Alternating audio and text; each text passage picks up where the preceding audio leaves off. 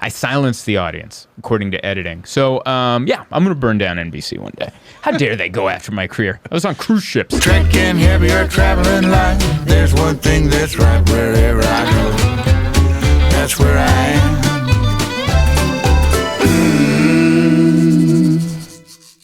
Hey, everybody. I don't know why my arms are up, but welcome to the podcast. Welcome to This Week in Zoltan. I am Zoltan. This is episode, I don't know. I should keep track. Does it matter? Do you care? Do you use it as a reference point and go, in episode 248, you said you had a left hemorrhoid, but in episode 258, it was gone. No. This is where we do it. It's a special episode. My wife is in the corner. Mike is on the ones and twos, and so I get to get called out if I say any lies. If I Hasan Minaj an episode, a story or something, my wife can go in and go, "That is not how that happened at all. You're really making up your own tales." That was the big news. We'll get to the rest of the stuff later, but I read an article in the New York Times about an article in the New Yorker. So it's very New York centric, but they were trashing Hasan Minaj because he apparently embellished some stuff in his stand-up. And I don't know if you're like me, Mike, but every time I start to read an article that's bashing a comedian, I immediately emotionally take the comedian's side. 100%. Yeah, and I'm like, you're wrong. Yeah. You're wrong. Let comedians embellish stories. And then I read the article and I was like, well, hey, you can't do that. I had the same exact Yeah. thing. I was like, we all lie. Yeah. To an extent, to make Yeah. it funny. And then I was like, oh, no, this is not. Right. This is a lie, a different kind of lie. I feel horrible. Every time a comedian's been in trouble, whether I know their work or I don't know their work, or whether I've even passed them in a hall or have any connection to them, I try to defend them just based on the fact that we do the same thing. And then, lo and behold, you end up hearing whatever they did or whatever they're accused of doing. And you're like, damn it. Another one for us. But yeah, he was embellishing big parts of stories. Because I'm a storyteller, and I embellish little parts of stories. Read the article, because I don't remember exactly I don't want to accuse him of things he didn't do, but one of them was he said he had a joke on a special where he got ditched on the prom by his date because he said that his date's parents didn't want her going to the prom with a brown boy, was apparently Something the story. like that, yeah. And then I guess it's not even like he embellished part of it. I guess none of it was true. Yeah. And that family started getting hate mail. And it's like, dude, you can't, you can add a wrinkle. You can add here's an example of a story that is true, but that is embellished and changed in order of context. In my last special, White Lies, which was released a year ago, go watch it, by the way. It's at 400,000 views. Let's get it to 400 million. But there's a story in there about me being molested by a ghost, which is a true story that happened at Hotel Congress in Tucson, Arizona in January of 21 or 22. Yeah, 22. Yeah. And the only parts of the story that I changed is the reveal. Because the way it really happened is we went to sleep. We never fell asleep because the building was creepy. And then we heard a cough. And I felt someone standing on my side of the bed. And then I felt, you've never heard this, so you're going to, yeah. And then I felt a pressure on my hip, like someone's hand on my hip. Hell yeah. And then it moved, hell yeah. And then it moved over my junk. And then it was like he was mixing ground beef. When you're making, hamburger patties and you put the egg in there and and it was this motion. Sure. And I was freaking out. I was like, I had no voice in my throat. That part of the story is true where I'm like, and finally I throw the blanket and I yell and you wake up. And all that leading up to the joke is all true. Now, the part where it starts to veer is in the joke. I say, you go, what happened? Did you have a bad dream? Which you did say that. And then I reveal, no, I just got molested by a ghost, which is not how it went down. I said, everything's fine. And then, because I didn't want you to get creeped out and I didn't want to have to leave this hotel at 3 a.m. Right. So I just said the place creeped me out and I think we left the lights on. And then I just laid there replaying what had happened to me until the sun came up. And then we didn't even wait for the sun to come. We waited till like 5 a.m. We probably waited 2 more hours. I'm like, let's just get the hell out of here. Yeah. And we hopped in the car, and I didn't reveal the story till we hit the highway. That's when I felt safe. So once we hit the highway and we're like we were headed to New Mexico or something, I was like, all right, this is what happened. I have so many questions. Yeah. One, how do you know the ghost was a he? Let's start there. The strength of the hands. Like it was, yeah. The cough? Oh, yeah. So the cough was very masculine. Did you hear the cough? Yeah. And also, how did you convince her that it was a ghost? I need to start using that story. Every time I go on the road, I'm like, babe, a ghost jerked me off. It's just a really pale waitress from the club. it was just a goth server from the bar downstairs. That's really funny. So when we got there, the place is supposed to be haunted. So like I was performing, they have a performance space downstairs. And then leading up to the show, the venue was like, hey, if you want a complimentary hotel room. I was like, absolutely. I don't have to get a hotel. That's great. Really good. No one stayed here in years. Yeah. No wonder it was free. Yeah. And then we Googled the hotel, and it's like supposed to be, or we Googled it when we got there. And because I just saw it was a historic hotel, but apparently it's like very haunted. Like each room kind of has like a different thing that happens in it. Wow. And our room wasn't on the list of anything happening, but she's pretty sensitive to ghosts. So so she felt it like as a creepy space as soon as we got there. I didn't feel that. Yeah. And but I do remember after we did the show, we had talked so much about ghosts that neither of us could fall asleep. And we're just laying there, and I couldn't sleep. I'm still kind of jacked up from the show, and laying there for hours, can't sleep. And then we hear that wet cough, like a loud cough, and then it felt like someone was standing right next to me. And So you both were awake. awake with eyes closed. Right. Yeah. Yeah. Okay, so then you felt it, then you just lied because you didn't want to scare. I didn't want to scare her. I didn't want her to, because I didn't want to have So to. there's no chance it was a weird dream you were having. No, because you were both okay. Yeah, because the cough thing really let me know. Because she was like, "Are you sure you weren't asleep?" And I go, "I have never been more sure that I wasn't asleep at all. Like I wasn't even remotely tired. I was like trying to sleep, and it wasn't even. I mean, close. I guess of all the ghosts, get one that's just a little frisky. Yeah, dude. Like there's so many things that ghosts could have done that would have been way worse. You know. Really? I mean, kick you, throw you out of the bed. That's true. Just drop the It chandelier could have on picked your me head. up by the junk. Yeah, but no, just wanted a little cop of feel. Yeah, but man, yeah. The cough might have been like, can I? It could have been a permission cough, a consent cough. This ghost is very woke. I'm here, but if you don't wake up, I'm going for it. If you wake up, I won't go for it. But yeah, I guess he's asleep. Yeah, so, but I guess that's an example of like changing, like nothing changed elements of a story, but the story's the same. Right. And the root has to be true. Yes. Essentially, for everything else can be embellished, but I feel like the root. I'm like, anybody can do anything. Right. We'll see if he gets away with this. Exactly. But. And also the element that... The starting point usually is where it's true, and then everything else is kind of like... It kind of veers and goes off to whatever it is. Yeah. But also, all of the Hasan Minaj stories, they pointed this out in the article, in the New York Times article about the New Yorker article. They pointed out that every one of the stories where he's been called out for these big embellishments, he comes out as the sympathetic hero figure in the story, which is extra weak. Like, ugh, right? Yeah. Like, man, you're gonna make up a complete fabrication, but you're not even gonna like put yourself down a little. You're gonna make yourself out to be like the victim in it all. Is kind of gross. It's like the lady that lied about. She was like the head of the 9/11 survivors committee, but she wasn't like she was a survivor. She never was. Oh, she ran as easy did. Yeah, I guess so. Yeah. But she made tons of money from the charity. And she was never even in New York at the time. Well, that's worse than Ran Azizi. Yeah. The Ran Azizi thing, I kind of get. I could do that. As an early comedian, like a young comedian, just like, you say something once and you're like, oh shit, now I kind of have to do this. Do you know this story? No. So Steve Ran Azizi. I must say, I've met him since then. He's nice? Recently. God damn it, that guy. I didn't want to like him.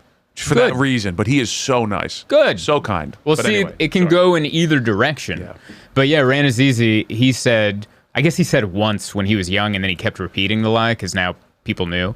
But he said he was in one of the towers at 9/11 and ran out of the building and obviously survived, and that was his motivation for getting into stand-up. I think it bothered me mostly, not as a comedian, but my old roommate survived. He actually did run from the towers, and he's got an injury from it. Well, that's who, yeah. So that, like, it bothered me for him type of thing. Yeah. You know? I mean, that's who it should bother it for. It doesn't bother me. I have, luckily... 9/11 doesn't bother me, dude. Do it again. See if I care. Listen. Sorry, was that not what you were thinking? I think the phrase "never forget" is unhealthy, and it keeps hate in our heart. And I've forgotten. No, I'm kidding. I flew on 9/11, so like if there's anything about the strength of America is that I flew on 9/11 a couple weeks ago, and I knew going into TSA that we're going to take our laptops out. Like I knew this wasn't going to be a day where we don't. Yeah. Because never forget. But yeah, so I guess Brandon's easy lied about that, but. I'm glad to hear he's a nice guy. But anyway, like the embellishments and jokes are just little wrinkles, little here and there. And I've kind of noticed, at least with me telling stories, that the closer I stay to the facts of the story, the actual funnier it is. Because once you really start adding these fake aspects to it, it starts getting so fantastical that I think sometimes it gets less funny. And a lot of times the real human element to every embarrassing or whatever story that happens to you is far more relatable to the audience than anything you can fantastically make up. Well, that's the joke. That's what makes you a comedic writer or performer, is that you take the real and make it absurd. Mm-hmm. I have a story about having heart surgery, and when I came out of anesthesia, the anesthesiologist said something, and then I remembered it later, and I was like, oh, wouldn't it be funny if this is how the rest of that transaction handled? And that's the story. And I've done that joke for heart associations, and it's not true necessarily, but the root of the story is 100% true. The root is true, yeah. So it's like, okay, we embellish because that's what our job is. But right. To not never have had heart surgery, and then tell that joke as if I'm the victim there, like, all right, you're just a dick. Yeah. Yeah.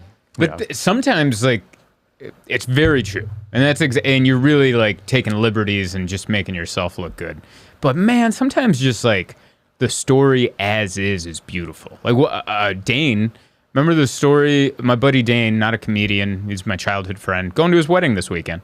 Best man, got to do a speech. That's hard. But he used to be an Uber driver, and one of his last rides, he picked up a guy with a knife in his chest, and he shows up, he's got a knife in his chest, and he sits in the front, which definitely sit in the back if you got a knife in your chest. And he gets in, ride for Dane? Yeah. That's what you have to say to me? And Dane goes, dude, what? You need an ambulance. Like, you got a knife in your chest. And he goes, no, that's expensive. I can't afford that. And he goes, you're going to bleed in my car. And he goes, no, I brought a dish rag. He brought a dish rag to, like, sop up. He has a kitchen knife in his chest. And he said he had slipped and fallen after making dinner and fell on this damn knife. And he's like, I got to go to the hospital. So he brought a rag. And then he goes, then they get to the ride. And Dane realizes this guy got an Uber pool. Like, he didn't even get a stand. He's not making this up. This is the facts of the story. He didn't get, and he goes, dude, you got an Uber pool? Like, we're going to pick up more. You got a knife in your chest. And he goes, oh, don't worry. That's why I brought this hat. If we have to pick anyone up, I'll just hang it off the handle and no one will be the wiser.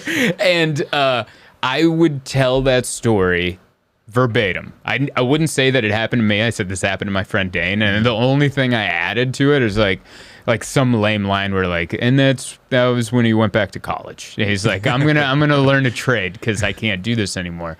But the guy gets in the car and you're like, all right, I guess we'll just take you with this knife to Applebee's. You're going to dinner? Seems a bit aggressive. It's like, I always think like the truest, you keep it to the facts, the funnier it is. And who knows, maybe Hasan Minaj has lived this really good life. Like, he's a good looking dude. I could almost see him. He has like starting quarterback high school good looks. Yeah, I could see him just winning the entire time, and maybe that's why he doesn't have that kind of thing to pull from of like being a benevolent. I don't even know if I'm using benevolent right, but like being a character that's like rooted for instead of rooted against. I've always just seen his like overselling of everything he does with his giant gestures. Mm-hmm. I'm like, he's hiding something. Oh, because he's got nothing. There's nothing behind it, so he's doing like all these big things, and now we know it's because he's a liar. Like a car salesman. Yeah, he's a car salesman. Yeah, because car salesmen have big. Listen, and the worse the car, the bigger the movements. Well, there you go. The better the car, the less they have to say. The worse the car, the more floppy, signs and like blow up signs. Seriously, you got to attract your eye somehow and distract you from the dings and the dents. Dude, if there is a gorilla if there's an inflated gorilla holding a car above the dealership you're going to, stay away. Yeah, get the warranty. How much for that car? Did you notice the gorilla? And did you notice the gorilla? That's not what I asked. Get that damn ape in here. What do I got to do to put you in this '92 Kia? Did you notice the giant gorilla on the roof? That's so true. And that's not. But by the way, I don't agree with that for all comedians because like Brian Regan's a big performer, like a big over the top guy. But like, he lives in absurdity. That's a good point. He doesn't sell it as truth. Yes, he's not. His plane never rumbled down the grass, and the pilot never said, "I guess we're number one." We all know. We have all bought in. Yep. The problem is we bought into Hasan, and it's a lie. So there's two problems there. So anyway, the fact that they're questioning, because I guess he's in line to be the host for The Daily Show, but we live in a day and age where, like, you and I are old enough to remember when The Daily Show started, back when, like, Kilborn was the host. Craig Kilborn. Yeah, and then before he went off to, like, host The Tonight Show, or whatever he did, The Late Show, and, but now, because of Jon Stewart, like, The Daily Show is looked at as a news site. A news site with comedic commentary, so you have to have a host with integrity, as opposed to like when Kilborn did it, he treated it like a Sports Center anchor, with like just jokey jokes and not real news. And then Jon Stewart came in and did like a weird mix of like heavy comedy with real news. And then now it's just CNN with some punchlines. And so now, like, if you're called out as being a big time embellisher and a liar, you might not get this job. Oh, well. You might, which give it to Roy Wood. I like that guy. Yeah, that's so funny. Guy. If you ever get a chance, look up Roy Wood's story about his very first acting gig where he played a Union soldier, and the story basically goes is he had to bring his own shoes. They just wear black shoes, and all he had was black Jordans. And so he's a Union soldier. With black Jordans. And with black Jordans. We'll dirty him up. He's like, no, you won't. It's such a good story. Roy Wood is one of the greatest out there. I connect with him. The story that I connected with him on the most was he did Star Search. Wow. And he told the story. You can watch it on YouTube. This Is Not Happening, when he took over for Ari as the host. And he did a set where he talks about going on Star Search, and Arsenio Hall saved him from running off the stage and beating the crap out of B2K, who was like the celebrity judges, one of the celebrity judges that hated his set.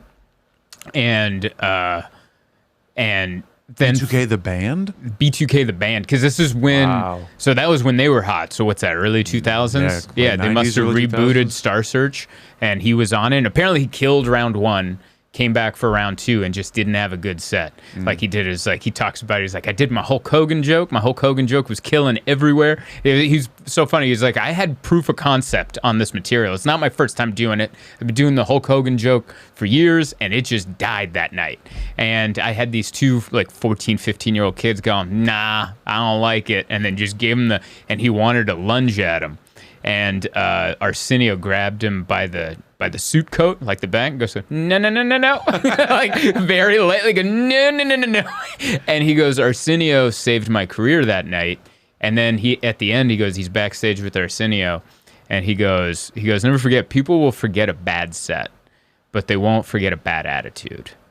And that is so true. Like, if you bomb on something important, unless it's like a miraculous bomb where you fall off the stage like that kid in Chicago, people aren't going to remember it. They'll forget. But if you bomb and then lunge over and beat up a celebrity judge, you bomb and you smash a guitar over someone's head. We all know that guy. Yeah, we all know that guy. Then your career's over. And I related to that because I bombed royally on America's Got Talent. Like, so bad that I still, like, one day the NBC building will burn to the ground, and you won't have to put out a manhunt. It was me. All right, like, I will bring I'm kidding. I won't say that, but they got me in the feelings. They tried to, like, I took it as they gave me an opportunity but gave me a rough situation, and I'm like, you almost like tried to kill my career. I'm gonna kill all of you.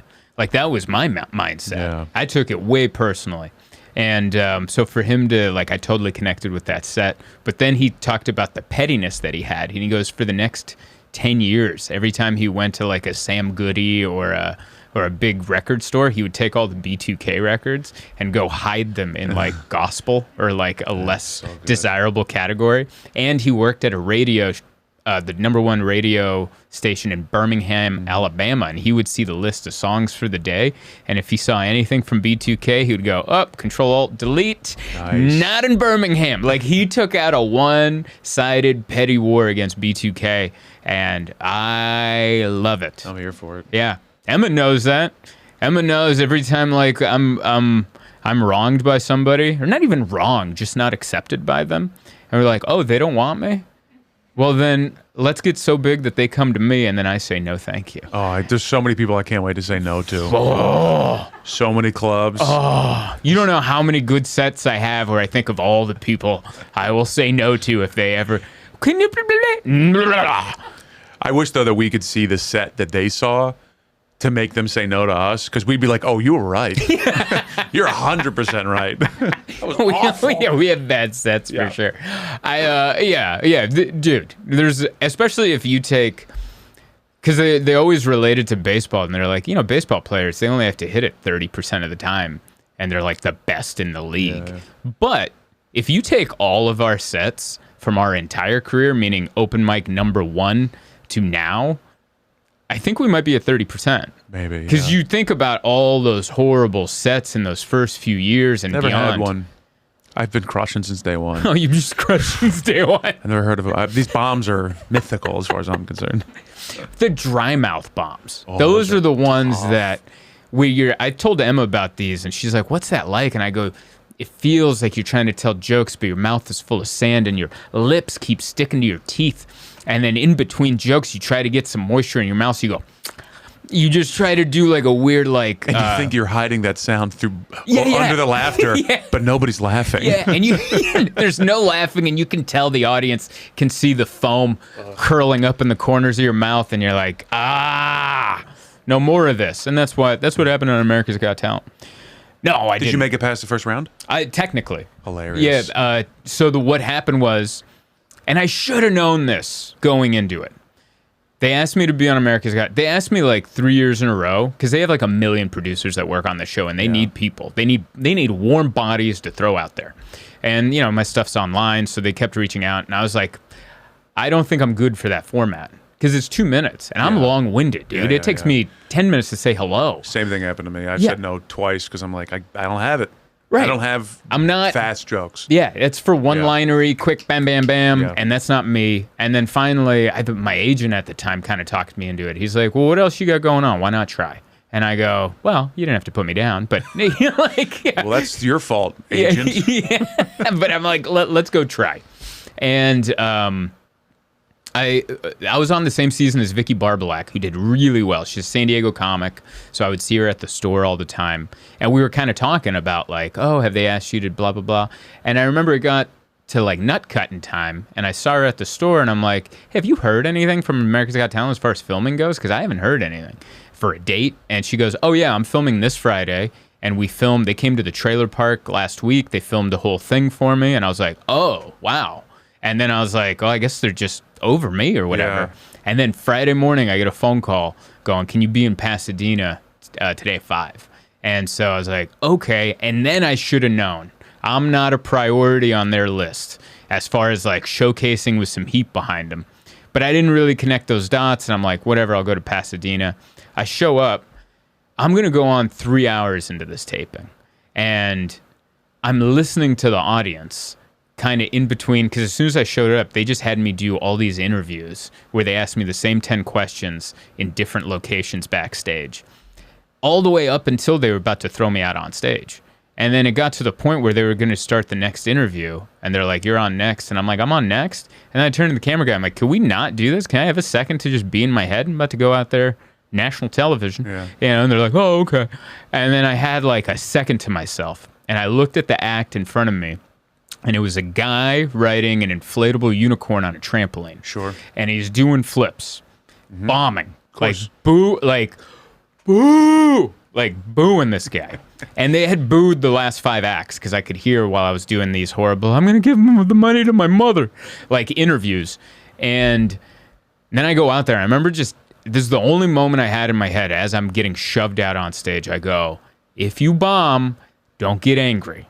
Don't lunge. Don't even make a face. Don't let them see you sweat. Smile. Smile like the dumbest human alive. So smart. Because then they can't edit you to make you look like a giant jackass. Yeah. And so I go out there, and they wanted me to do the cat joke. The little banter before with the people went well. The audience liked me. And then I go into my set, and I start the cat joke, and I missed a line in the cat person joke, which isn't a big line. I had done it many times without the line, but I'd never had an audience of 1,500 people turn on me over the line and have dads in Oxford shirts get up and start booing me with cupped hand. I remember seeing a guy, this big dumb oaf of a man.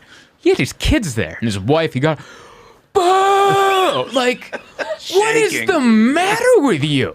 I just remember, like, I'm in the middle of a joke and I'm on autopilot because I know it's going bad. And I make eye contact with him. And I wanted to end my set and go, what is the matter with you? You're raising children, you big. I wanted to slap him with a big sandwich. That's what I wished. Just slap him with a big sub sandwich. But I kept it in my head, and I cut the joke short halfway through. I'm like, oh, you guys don't like cats? How about if I talk about how I grew up without a dad? So I flipped it and went into this other joke about growing up without a dad. They turned him, and then I ended on a good, like, I ended strong. So my interview part went good. I started my set, bombed. They're booing me, all of them. And then I ended up doing great at the end. And so that's to let you know how fake that audience is. Yeah. I've been doing comedy a long time. I've never had an audience boo me 10 seconds in and then cheer me at the end. So if you're going to boo me all the way through. And so, like, the judges respected that. Like, Howie was like, oh, I'm a comic. I like that you switched it. Pass. So they all passed me. Simon X'd me.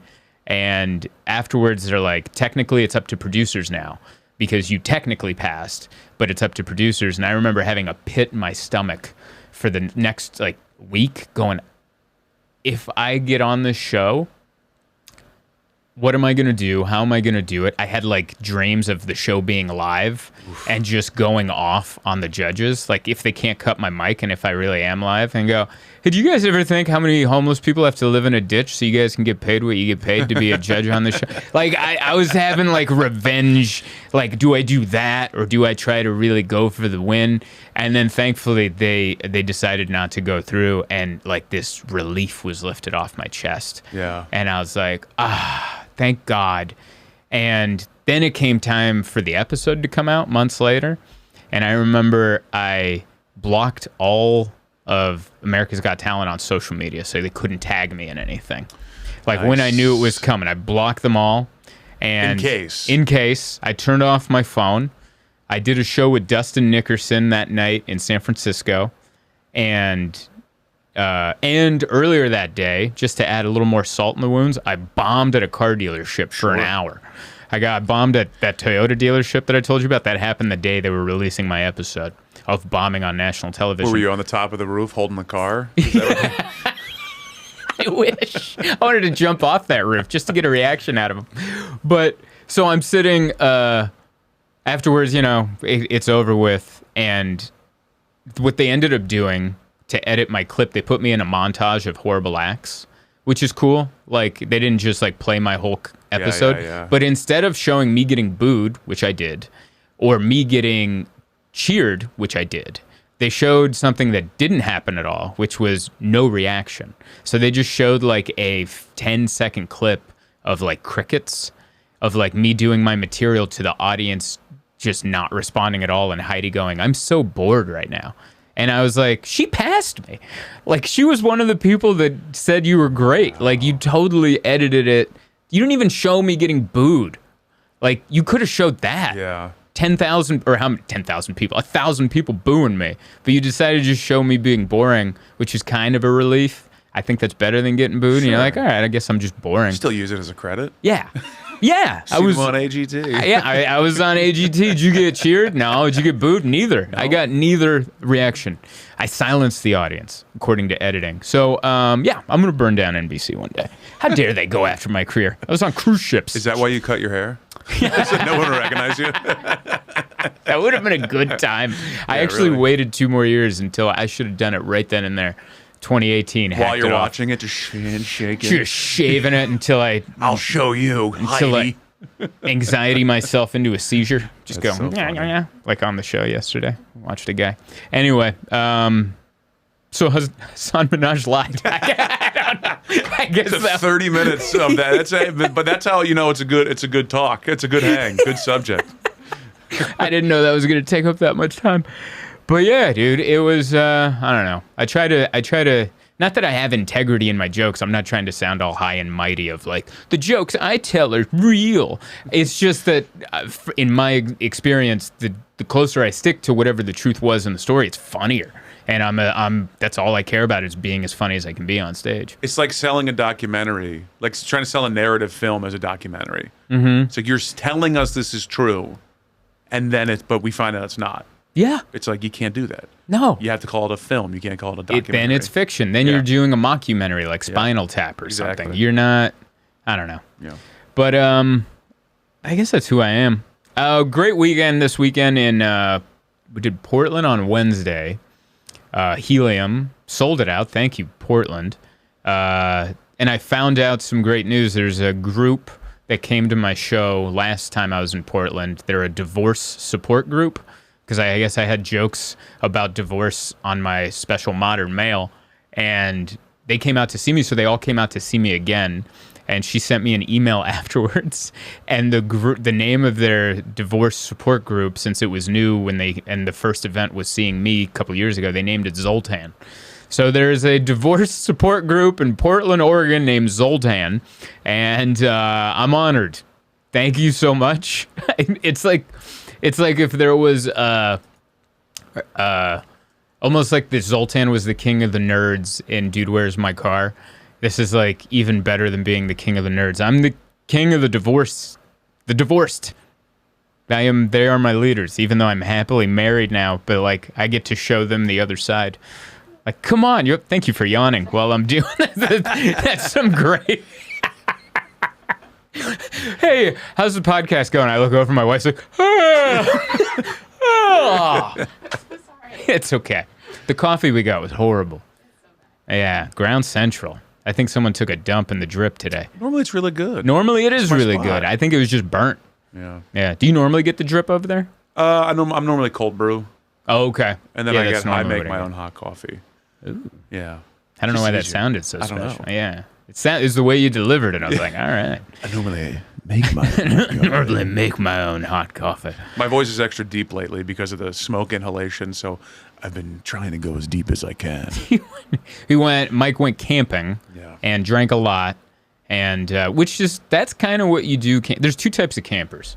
There's the campers that really like to hike and be outdoors, and those people wear Columbia gear all the time. Yeah. They're the people you see at the airport going, good Lord, you come out of a bush for this flight? Sandals in the winter. Sandals with thick socks in the winter. Yuck. Like, what a way to tell us you're a retired history teacher, other than wearing sandals with thick socks. And then there's the other side of campers, which is, I think, the rest of society and most of it, which is like, let's get hammered in the woods. And then someone brings shrooms. Get hammered, yeah. Yeah, put your feet up. I'm going to make a steak in the woods.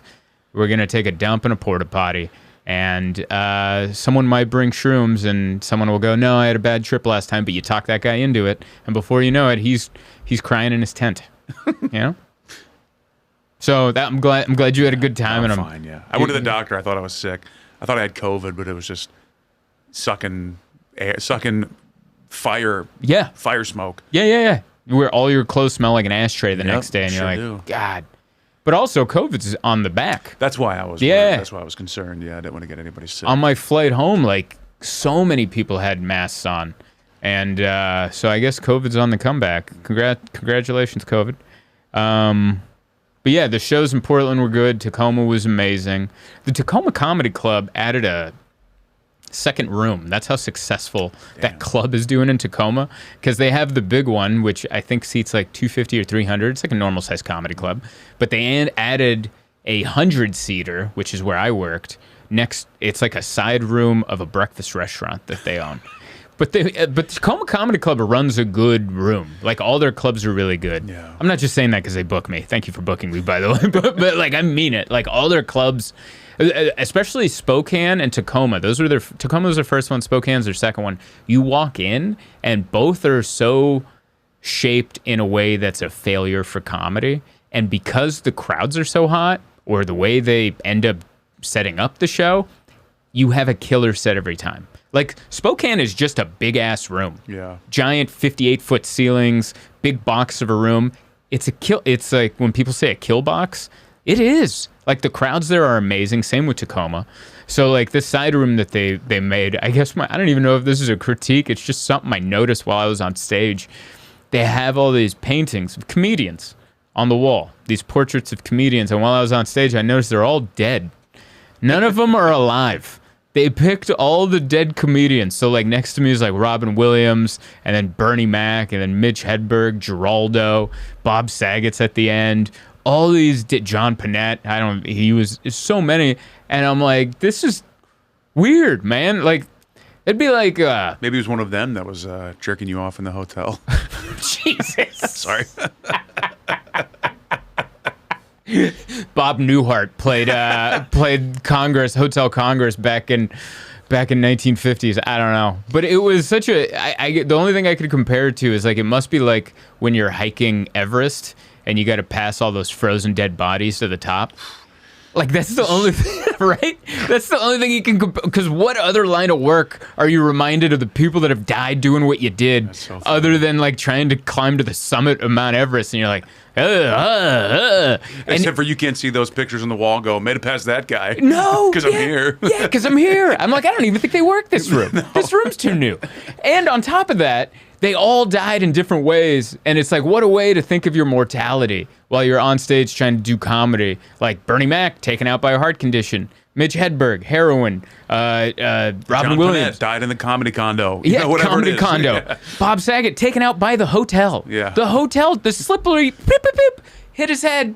Hotel took him out. And it's just like, maybe put a live one up there. Yeah. Just put it, maybe some big acts that aren't dead, like Roy Wood Jr. He's too big to play the small room because the room's for guys like me. Put his picture up there, like couple live ones, you know? Jesus. And I pointed that out, and I pointed it out in the top of my set, kind of bummed everybody out the first night I was there. I was like, hey, did you guys notice everyone's dead? And they didn't. And they're like, oh. And then That's I made weird. everyone sad. And I was like, well, I have a divorce group named after me. So let's pick it on up. How was the divorce group? Were they a good group? They were an awesome... Dude, the entire Portland crowd was hot. Oh, nice. Like, it was a Wednesday, which is always iffy on, like, you know, who's going to bring their A game to a Wednesday. But Wednesday was hot, Thursday was hot, and then Friday and Saturday were both hot, and then Friday, both shows were hot, and then Saturday, they're like, you know what? We've heard about these great shows you've been having. We're going to bring you down a notch. And so both shows Saturday were also sold out, but, like, they were just a more subdued audience. They weren't a bad audience, but they're like, we've heard that your self-esteem is a little high. Maybe bordering on arrogant. We're gonna bring you down to earth just a touch. Yeah. Just not too much. You're still gonna have a good time. We're still gonna have fun. But we don't want you to feel like you're the best comic in the world. You're not gonna be talking about these shows. No. That's what we'll say. No, you're gonna be happy the week's over, and you're gonna be happy you're going home. So overall amazing. But yeah, it's good to be home. I don't know why I didn't start with this, but this morning I actually did the thing I've been wanting to do before recording these podcasts. I actually ran Prospect Park. I got up early, annoyed Emma because I was up too early, and I ran Prospect Park, and I came back, and I felt good about myself because normally I don't, and I just eat like I'll go to Ground Central and get like a croissant and drill that into my face. And I remember this happened to me last time. So Emma pointed this out about me. I never noticed, but if she ever brings up like, hey, you want to go out and get a donut or something? I'll go, yeah. And then I'll pinch my love handle. it's like a tick I have that I never noticed I had. And she's like, I don't know if you noticed this, but every time we talk about eating a food that may not be healthy, you go, yeah, and then you pinch the fat in your love handle. It's almost like I'm checking to see if there's space. It's almost like I'm checking to see if I've done enough this week to suffice having a French cruller over at the donut shop. And the last time I did the podcast, I was heading home. I was super hungry, and I was thinking about what I wanted to eat, and I was thinking about some unhealthy options. And I had just gotten off the train, and I was pinching my love handle. No one's around. It's just me. And pinching my love handle. And you know how those like subway drivers stick their head out the window? Mm-hmm. So this dude had his head out the window because it was about to take off, and we just make eye contact. And he sees me pinching my love handle. And I don't know how to describe the look he gave me, but it registered. And he knew what I was doing, and I think he knew why I was doing it. And he just gave me a look that was like, have the donut. Dude, like, just go have you're doing fine. Go. He did say, he looked out the window, he goes, you getting on, fatty? Like, no, I guess I'm not. I guess I'll get my donut. I would have way more fun than those guys do if I was one of the middle train conductors. That you got to stick your head out. If you're trying to jump in front of the train, this one's taking off now. I got my hand on the stop button, so don't even try it. At best, you're going to sprain your ankle. Just jump on the third rail when we leave. It'll do the same job, and I won't have to clean it up. Next stop, 51st. Man, I used to have a really mean joke about people that would... When I lived in San Diego, on my way home, the last stretch on my way home, there was a bridge where 3 times that year... people like threatened to jump off the bridge, and they shut off traffic. Sure. And then they eventually would get them off. But the reason I was, I normally have sympathy for these types of people. I don't anyone that's suicidal. Like, damn, I feel bad for you. But the reason it was such a big deal is I was driving from 45 minutes away at the mechanic shop I worked at. And something else you need to know about me: I don't poop away from home. All right, so that drive home is more important than most drives home. That's a real critical drive home. And so when I would get to that last stretch, these turds would be knocking on heaven's gate, or knocking on heaven's door, to steal a lyric from old Axl Rose. And I was like, and then we'd just be stopped. And then the bridge, and the other part that pissed me off, the bridge wasn't high enough. Like, it was a little overpass over a bridge where I'm like, you're just going to break your leg. You're not going to die. Even if you fell on your face, you're going to break your nose, but you're going to survive. This isn't going to accomplish what you want. We have bigger bridges. I purposely take this way home because it's a shorter bridge.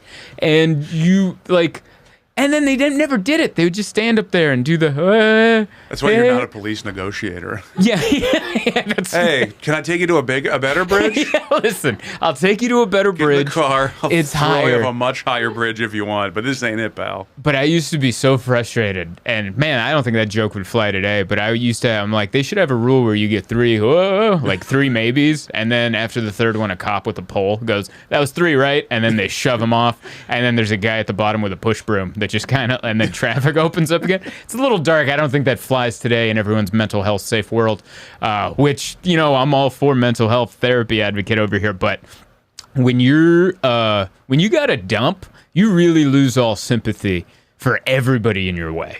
Everybody in your way. I had to take a dump at the Minneapolis airport. We're really ending this with the classy conversation. We started it with a deep conversation. We're ending it in the mud, if you will. But I had to go to the bathroom, and I show up, and there's a line for the stalls. And I'm like, everyone in those stalls is doing what I want to do. And now I'm like, now I got to sit on a warm seat. So I got mad, and I left. And then I'm just prancing through Minneapolis airport, going to the next bathroom. And I get there, and close the door. I'm doing my business. And it reminded me why I hate pooping in public, and not just in public, but more personally at the airport, because that is the most vulnerable I've ever felt. You're in a stall with all your belongings, pants down by your ankles. Like, someone could bust in and steal all of your things, and you wouldn't know what to do. All you'd get out is, hey! That's all you'd get out. Oh, no. And you're like, do I? And then I would have to assess what's in those bags to see if it's worth chasing you down the corridor with a dirty ass. You know, you got to do that because you're like, I'm not even at the airport where I can take care of this. I checked my bag. I don't have clean clothes in that. My computer's in there. I need that computer. So you got to go through. And I was actually having these thoughts in case someone busted in for no reason and stole my bag. I'd be like, all right, you're going to wipe twice, pull it up, and then chase them out. You just wrap your hand in toilet paper before you start, just in case you got to wrap it. I got you, bud. Just tackle him bare-assed. But yeah, I'm an at-home pooper. I don't know how that went down with the suicide stuff. I think because Steve Martin. No, not Steve Martin. Robin Williams. Some conversation took us down that road. Anyway, self-conscious love handle grab. I'm anti-community. I don't know. How far are we on time? 45. 45, that's pretty good. Do some more if you want. That's pretty good. Whatever you want. All right, I'll do the baggage carousel. I love the baggage carousel. And that's it. Yeah. Anyway, see you next week. Anywho, Topo Chico, shove it up your ass. I watched a guy pick up my bag at the baggage carousel. I don't know if I told you this, but it came out. I took my big bag because I took all this merch with me, and I watched the guy reach for the bag that I was pretty sure was mine, and then he picked it up, put it down, and then realized it wasn't his and put it back, and then it went 2 more feet, and then I took it, and then he just kind of gave me a look like, why didn't you tell me that was your bag? And I kind of just gave him a look like, well, I wasn't sure either. But we did it all with a glance. He just kind of gave me a look like, and I was like, I didn't. And then I wheeled it off, and yeah, we should have ended it before that. I think I was looking at both your eyes, and I was like, yeah, we should have. That was about it. And then I opened the bag up. Let's Hasan Minaj this. Yeah. Then I opened the bag up. It was filled with dildos and drugs. And then I got arrested. And then the dirty white cops, et cetera, insert humorous anecdote. I realized when I flipped my luggage over, it said, I hate gypsies. And I'm like, how did they know I was half gypsy? And that's how that, we had Hasan Minaj it. They saw that I turned the word Jew into gypsy to try to fit into society? I doubt it. Anyway, catch me on The Daily Show. Catch me on The Daily Show. I think that's the episode for this week. Thank you for listening, downloading, doing what you do to support. Go to ZoltanComedy.com. See me live, and ciao, everybody. Trekking heavy or traveling light, there's one thing that's right wherever I go. That's where I